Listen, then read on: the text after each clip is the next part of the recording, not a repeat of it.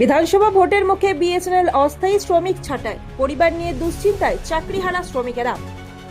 ভারতীয় সঞ্চার নিগম লিমিটেড দুর্গাপুর সহ সারা রাজ্যের প্রায় 250 জন ইলেকট্রিক বিভাগের শ্রমিকের চাকরি থেকে ছাঁটাইয়ের মৌখিকভাবে জানানোর পরই দুশ্চিন্তায় পড়েছে শ্রমিকেরা।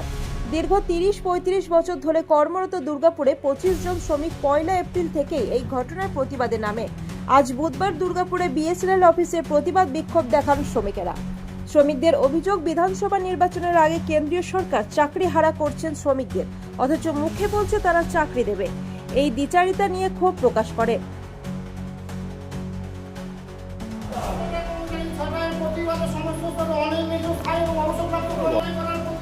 20 বছর এক একজনের সার্ভিস হয়ে গেছে, তাদেরকে আচমকাই এই মাসের 1 তারিখ থেকে তাদেরকে বলা হলো যে তাদের আর কাজ নেই এবং তাদেরকে একটা কলমের খোঁচায় ছাঁটাই করে দেওয়া হলো।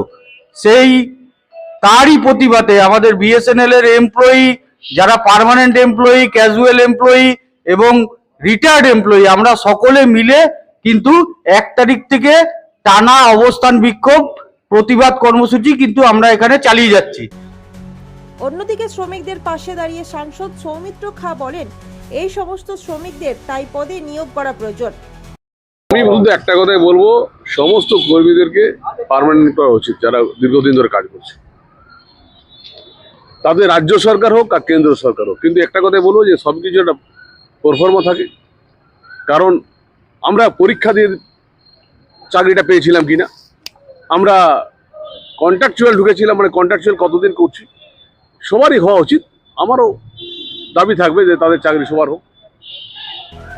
অন্যদিকে বিজেপিকে কটাক্ষ করে বিদায়ী মন্ত্রী তথা দুর্গাপুর পূর্ব বিধানসভা কেন্দ্রের তৃণমূল কংগ্রেসের প্রার্থী প্রদীপ মজুমদার। ওষুধদের ব্যক্তি মালিকানা বেসরকারি কোম্পানিগুলো যখনই হোঁচট খায় তখনই রাষ্ট্রায়ত্ত সংস্থার উপরে তোপ পড়ে। তো সেরকম কিছু নিশ্চয়ই ওখানে আটকে উঠেছে, খরচা দিতে পারছে না যতটা নির্বাচনে দেওয়ার কথা ছিল বিজেপিকে।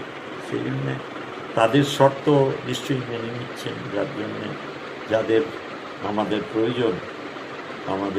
প্রয়োজনীয় একটি রাষ্ট্রীয় সংস্থা মানুষকে বহু যুগ ধরে পরিষেবা দিয়ে যাচ্ছে, তাদের উপরে খাঁড়ার ঘা নেমে আসছে। অত্যন্ত দুঃখজনক। আমি এর প্রতিবাদ করি।